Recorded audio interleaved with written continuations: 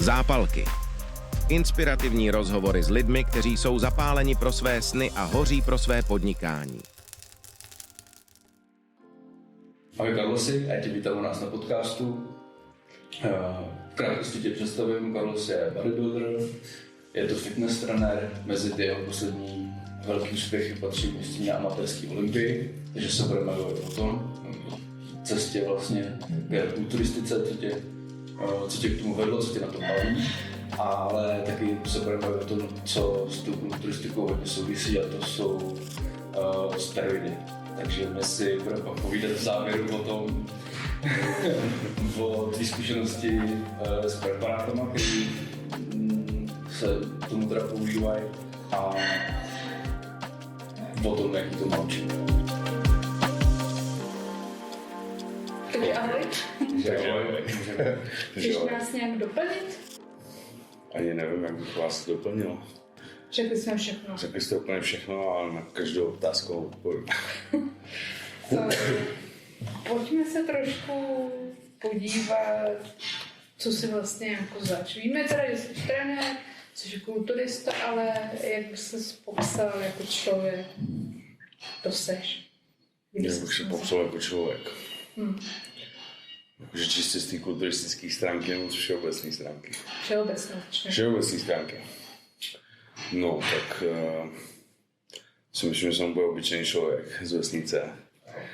Tady z Jindřichova, v Jablonce nad Nisou. A jako, tady nevím, co bych jako k sobě řekl, tak jsem prostě člověk, který se drží tak nějak toho, co si jako učí, a snažím se jako nescházet z té cesty, takže. Že, tak. A my jsme teďka vlastně v tělocvičně. Můžeš nám jenom přiblížit, kam jsi nás pozval? No, pozval jsem vás do mýho takového kmenového fitka, kde vlastně se připravu na všechny ty závody a prostě kde i trénuju ty lidi, takže jsme v jablonském Hammer Strength Top Fitness. Je to vlastně Korzo Pasáž, Mírový náměstí, nejlepší fitko v Jablonci. Takže tady se nachází. No a pojďme asi rovnou k té cestě. Myslím si, četla nějaký tvůj životopis, tak když se podíváme třeba 15 let zpátky, co bylo před 15 rokama, nebo kdy jsi poprvé přichnul k tomu, že bys mohl dělat kulturistiku? Tak jako já jsem tak nějak od malička dělal všechny možné sporty. Měl jsem jako nějakou disciplínu zajetou. Spíš jsem se nevěděl, jako čeho chytit. A vlastně přesně před těmi 15 lety to bylo tak, že v tu chvíli jsem aktivně vlastně tancoval breakdance. Do toho jsem i boxoval a vlastně z toho breakdance jsem si odnesl nějaké zranění na ramenu a díky tomu jsem se začal jako víc věnovat tomu cvičení, abych to rameno zpevnil. A vlastně jsem u toho cvičení zůstal s tím, že jsem jako získal čím dál větší chuť jako v tom prostě být lepší v tom fitku, vypadat líp, a hlavně jsem měl jako nějaký vzor v sobě svýho tátu, který dělal taky kulturistiku, dělal silový trojboj, takže jako mi to nebylo úplně cizí.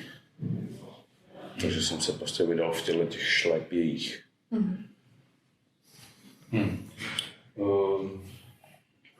Co to je vlastně ta kulturistika, jak bys to popsal Pro nás, co necvičí tolik aktivně. Celá ta kulturistika, jako všechno má nějaký svůj význam. Otázka je to, jak to jako působí na každého z nás. Jako všeobecně kulturistika je sport nejvíc nevděčný, kdy člověk do toho jenom sype prachy a kurví si zdraví. Když se to tak jako blbě, širokospektrálně řekne, samozřejmě je to o tom jako mít se pod nějakou kontrolou, že, ale je to takový nevděčný sport, no je to spíš o tom, že si určíš takový dost drastický cíl, nebo drastickou cestu, samozřejmě s nějakým cílem, a prostě se trváváš v tom, no, je to jako odříkání vlastně de facto všeho.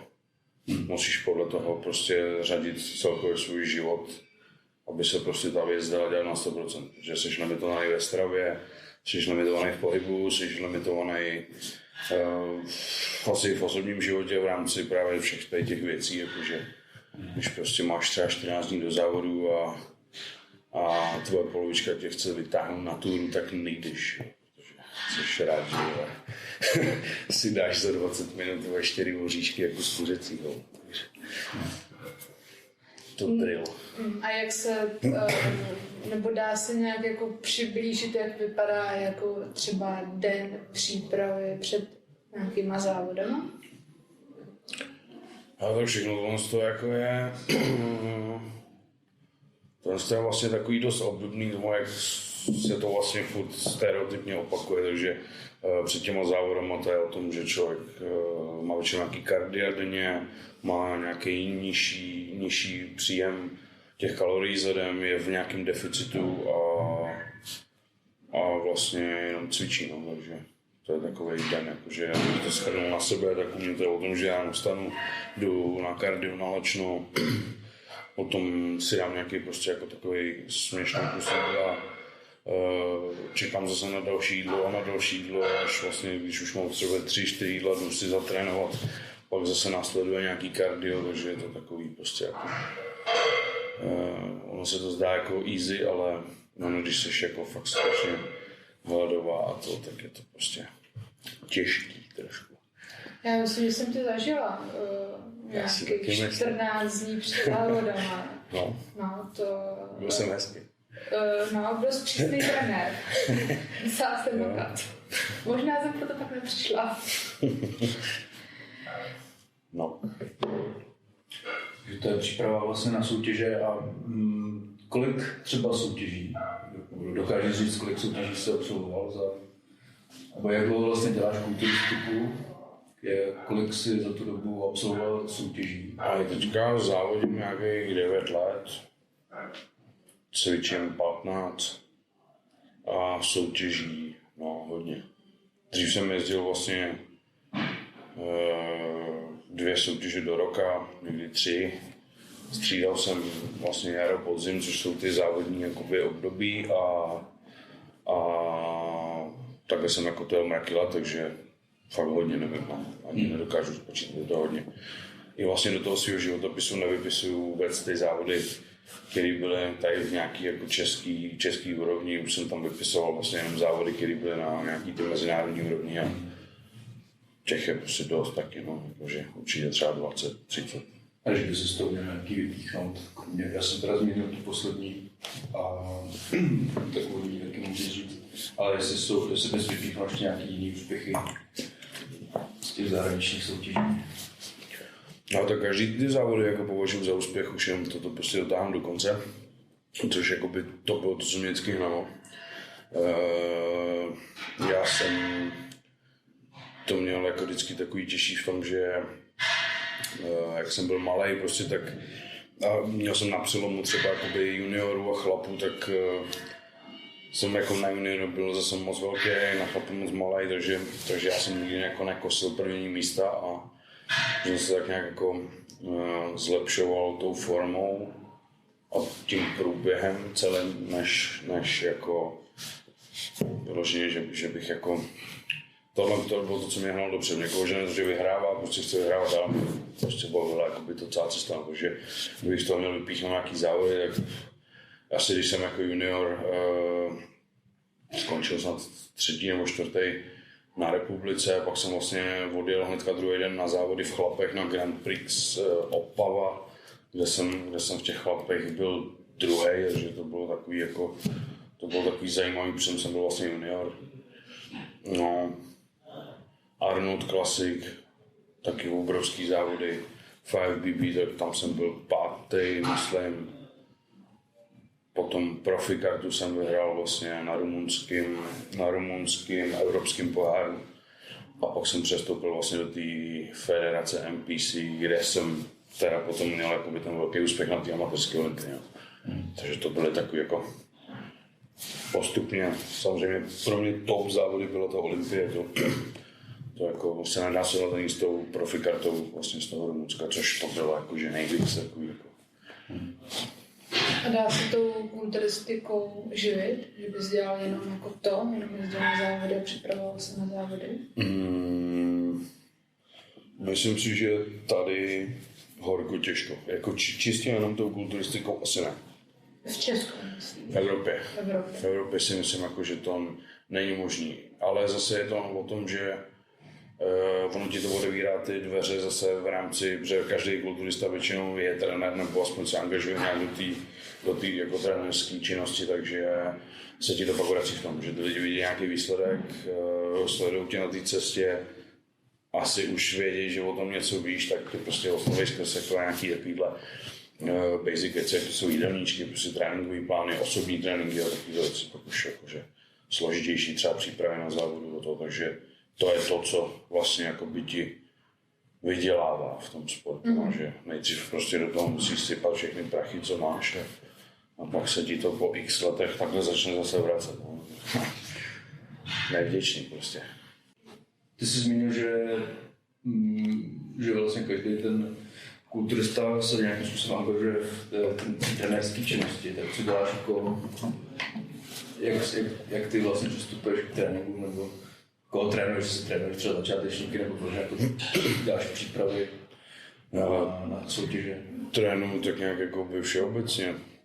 Širokou škálu lidí, ať už amatéři prostě nebo tady verčů. Na závody. A tak mám i závodníky, jako.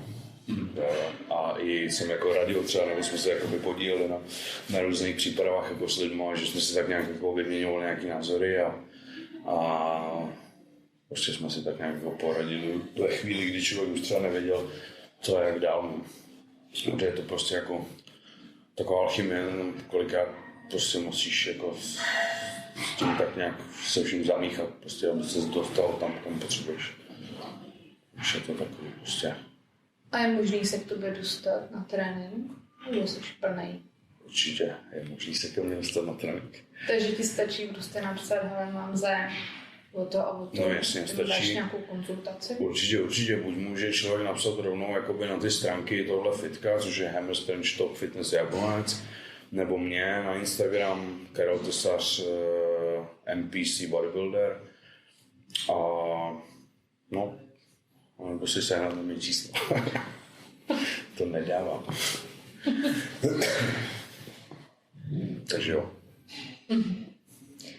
No a bavili jsme se o tom jako úspěchu nebo nějakých jako prestižních soutěží, které byly. Vzpomeneš si na nějaký neúspěch, co jsi zažil? Určitě. Nebo něco, co tě prostě bolelo dlouho? Jo. No, bolelo mě hodně to, když se na mě vystřelil můj bývalý trenér. Den předtím, než jsem měl, nebo v ten den, co jsem měl odjet na taky evropský pohár, tehdy to bylo v Rakousku, kde jsem to jako odjel sám, on měl se mnou, vysel se na mě. Odjel jsem. Zdravíme. No, asi zdravím tě, Míšo. Díky moc, cením. No a přijel jsem na ty závody a oni mi sloučili kategorii, protože tam bylo strašně málo lidí jako v týmové váhovce, takže mě sloučili do nějaký úplně nesmysl těžký kategorie, kde bylo prostě 40 našlapaných hovat a udělali nějakou eliminaci, kde já jsem neprošel. Takže já jsem se takhle sušil a trápil strašně dlouho, a pak jsem tam přijel, řekl mi, že nic, neprošel a jel jsem domů. Ještě ten den jsem si přebukoval jízdenku na bus a jel jsem zpátky domů do Čech. A to jako teda asi nebylo pevně na to trenéra, ne? Ne, to ne, určitě ne, ale jako, že se mi to spojuje s tím, víš, jako to už od začátku se to prostě vysralo a prostě dopadlo to úplně takhle katastrofálně. Nemusíš odpovídat, ale říkal jsi předchozí otázce, že jsi občas byl v nějaký kategorii junioři a občas jako v dospělých jako mužích kvůli jako výšce?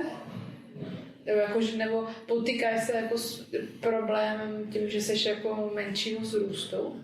No, spíš šlo o to, že jsem jako na ty juniory měl na sobě nabolenou až moc velkou hmotu, takže jsem oproti ním jako už spíš ten chlap vizuálně. spíš se mi jako dařilo v těch mužích, no. Tím, že jak jsem menší, tak se to na mě lepí, jako, že váhově jsme byli stejně, ale já byl nejmenší, jako po hlavu menší než všichni, že? Takže no, samozřejmě jako to je pak hrozně znát nějakých klidně prostě 15 cm jako na výšce, víš, že ta váha sedí jako rozloží na tu kostru úplně a prostě musí být to úplně jinak. Takže kolikrát mě lidi typují i teďka třeba na jako přes 100 kg A máš? a mám 96, víš, no, takže to takový jako 95 moc, tak střídá, víš. No, tak, no. Já bych se možná vrátil zpátky trošku k té kulturistice nebo k tomu, jakým způsobem ty sám sebe jako kultivuješ a připravuješ. Máš na sebe, nebo jaká byla jako prostě ta cesta k tomu, abys vlastně na sebe jakoby pracoval? Jako co bys třeba někomu poradil, kdo třeba chce cvičit? Nevím, ať už se prostě třeba zhodnout, nebo chce si dát nějaký jako velký cíl, protože vím, že to je nějaký denní chleba, který je, a není to jako na týden, že jo, je to prostě nějaká neustálá práce. Jak si třeba vytváříš jakoby návyky, nebo jaký máš page na sebe, nebo jak se udržuješ jakoby v té formě, že nepolevíš třeba. No tak ten page jako vznikl na samém začátku, už jenom v tom, že vlastně tohle sport je prostě o té trpělivosti, nebo ten sport. Samotný cvičení, jako, ale vlastně co je vrchol cvičení, víš co, vrchol cvičení je vlastně, no vrchol cvičení ve fitku je prostě kulturistika. Tak to tak je, že to prostě jako, to jde ruku v ruce, je to jasný, je to, jak když si prostě chodíš tam někde pinknout, prostě squash v přehradě a pak to hraješ na profi úrovni někde v nějakým týmem, víš, takže ten page prostě, nebo celkově to, co jako mě pohání, tak vzniklo už na samém začátku v tom, že jsem smíšel tu trpělivost. Byl jsem přesně ve stádiu, kdy jako mladý kluk, víš co, je prostě narvaný, vysejkaný sixpacky, neumíš si to představit, když si říkáš, to není možný, tyvo. Jako se trváš v tom a najednou zjistíš, jako, že to je možný, že jako opravdu, když jako jedeš nějaký striktní plán a nebojíš se toho, jako v tom plánu setrvat a vydržet a být takový právě jako hodně očištěný od toho okolního světa, tak v tu chvíli jako pak vidíš ty změny a to je to, co tě jako žene dál. A ve chvíli, kdy jako dosáhneš něčeho, tak, protože to není zase jen tak jednoduché, je to prostě o tom fakt odříkat všechny tyhle ty věci, prostě držet tu stravu, chodit pravidelně prostě na ty tréninky, mít v tom nějaký smysl. Je to i o tom, myslím, jako se o tom zajímat jako do hloubky, že musíš prostě chtít vědět, co děláš a proč to děláš a jak to všechno funguje. V tu chvíli, když se jako do toho začneš šťouhat, začneš tady ty věci studovat, tak zjistíš, že je pár jako různých takových jiných cest, že si to upravíš vlastně individuálně sám na sebe. Tím pádem se trošičku zjednodušíš. Takže ty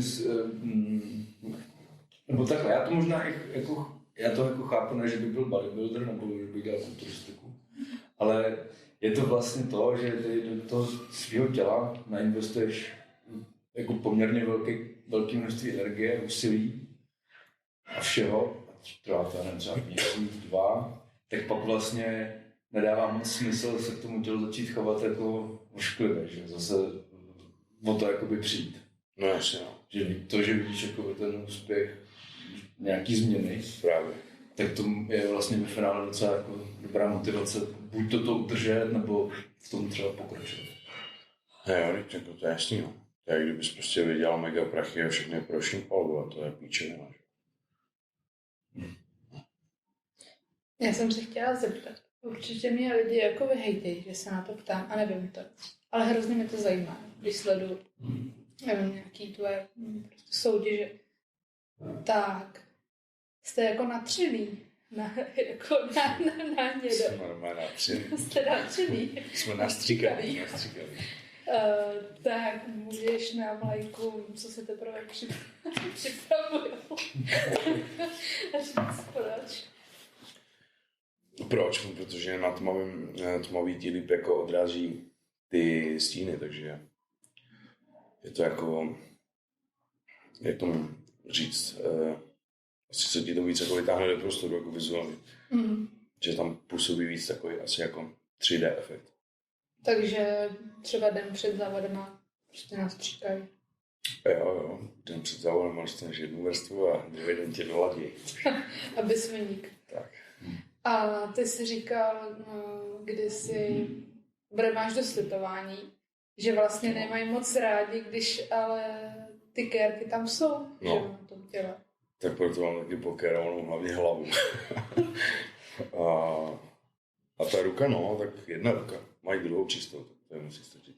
Jo, že tam ale já jsem jako si to nechával, nebo my jsme to řešili vlastně s Romanem Walking.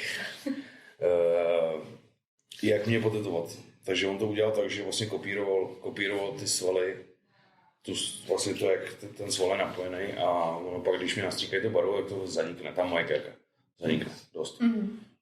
Takže není to úplně, že by to ovlivňovalo jako nějak tu estetiku a celkově ten look.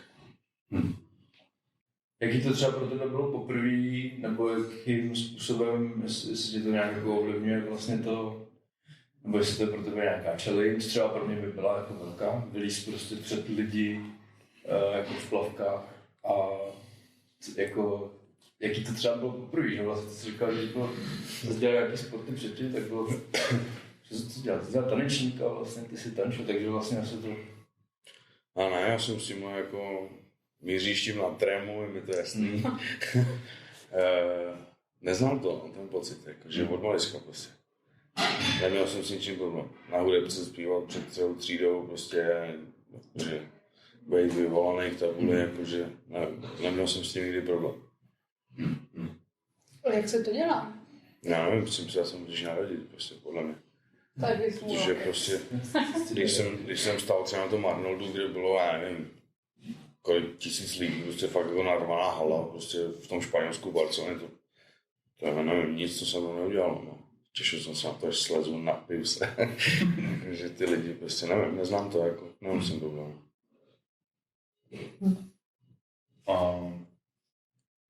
K té kulturistice teda patří laicky, prostě, nevím, co tomu říkají steroidy.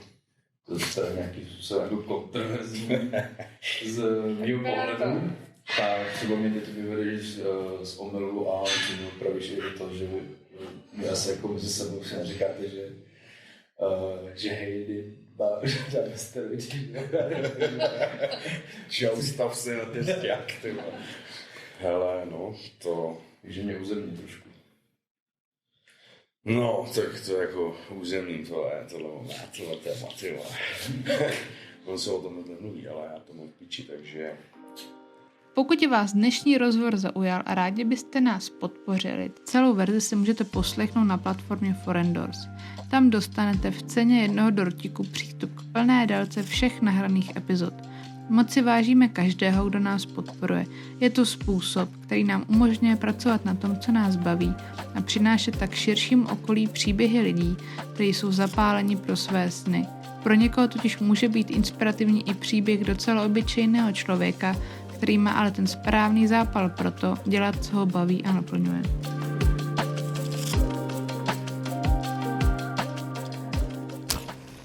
Zápalky. Inspirativní rozhovory s lidmi, kteří jsou zapáleni pro své sny a hoří pro své podnikání.